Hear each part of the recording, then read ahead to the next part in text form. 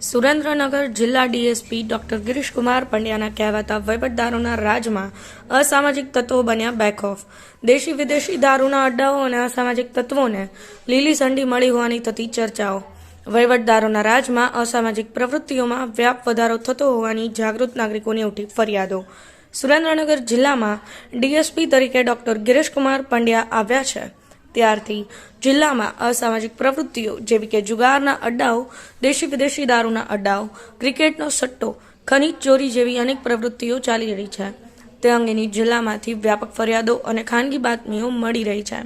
DSP doctor Girishkumar પંડ્યાના વહીવટદારોના રાજમાં જંગલ રાજ જેવો થતો અનુભવ.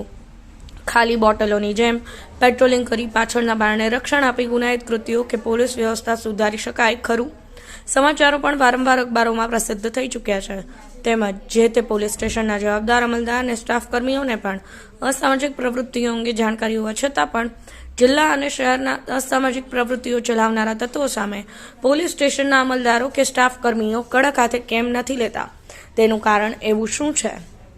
જિલ્લામાં લોકશાહી રાજ નહીં પરંતુ માથાભારે તત્વોનું ગુંડારાજ ચાલી રહ્યું છે. તે આ દ્રશ્ય જોવા મળી રહ્યા છે.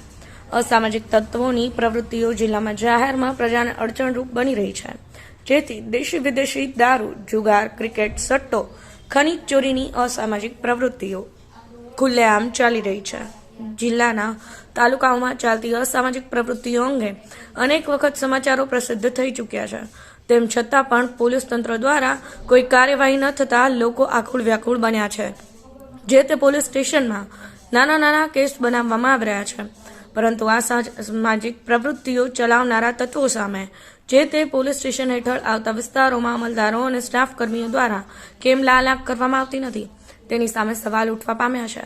સુરેન્દ્રનગર જિલ્લાના તાલુકાઓમાં આવી રીતે જ માથાભારે શખ્સ અને અસામાજિક તત્વોની પ્રવૃત્તિઓ આમ જ ચાલશે?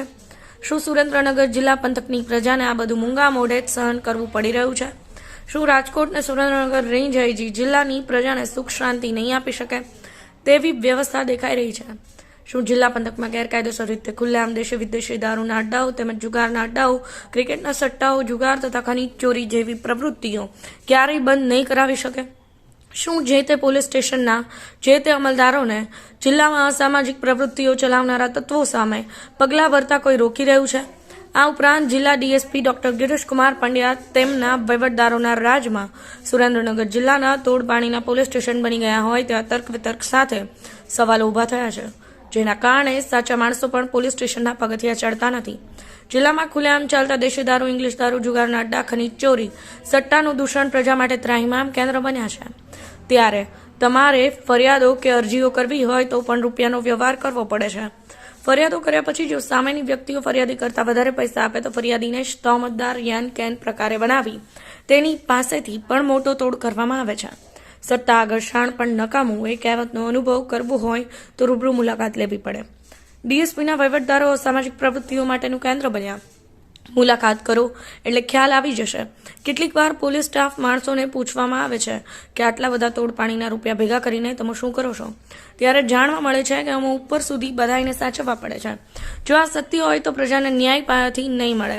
ભય મુક્ત અને ભ્રષ્ટાચાર મુક્ત સુરેન્દ્રનગર જિલ્લો ક્યારે બનાવશે તે જાગૃત નાગરિકો વિચાર કરતા થયા છે. બ્યુરો રિપોર્ટ, સમય 24.